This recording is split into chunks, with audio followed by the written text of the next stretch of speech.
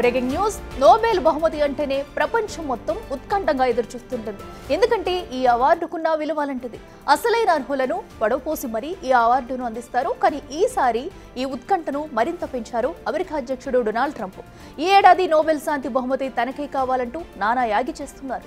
బహిరంగంగానే ప్రకటనలు చేస్తున్నారు, బెదిరిస్తున్నారు, వేడుకుంటున్నారు. ఇలా అన్నీ చేస్తున్నారు ట్రంప్. మరి ట్రంప్ కు ఈ శాంతి దూత అనే టైటిల్ వస్తుందా లేదా అనేది మరి కాసేపట్లో తేలనుంది.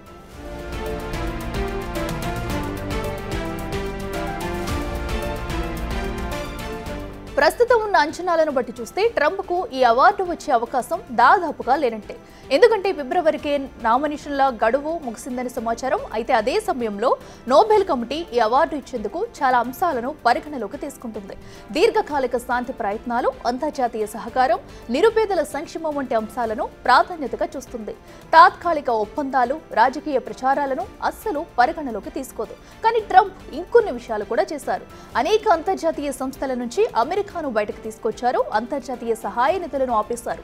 ఇరాన్, యెమెన్లో దాడులు జరిపించారు. ఇలా అనేక పనులు ఇప్పుడు ట్రంప్ ఖాతాలో ఉన్నాయి.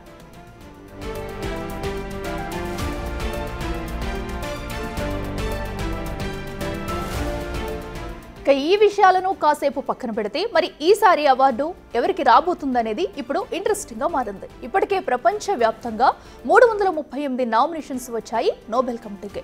ఇందులో వ్యక్తిగతంగా 244 నామినేషన్స్ ఉండగా 94 సంస్థలు అప్లై చేసుకున్నాయి. కానీ ఈ నామినేషన్స్ వేసింది ఎవరు అనేది చాలా రహస్యంగా ఉంచుతుంది నోబెల్ కమిటీ. ఈసారి వ్యక్తుల కంటే సంస్థలకి ఈ అవార్డు వచ్చే అవకాశం ఉన్నట్టు కనిపిస్తుంది. యుద్ధ సమయాల్లో సేవ చేసిన సంస్థలు లేదా డాక్టర్లకు అవార్డు దక్కే అవకాశం ఉన్నట్టు తెలుస్తుంది.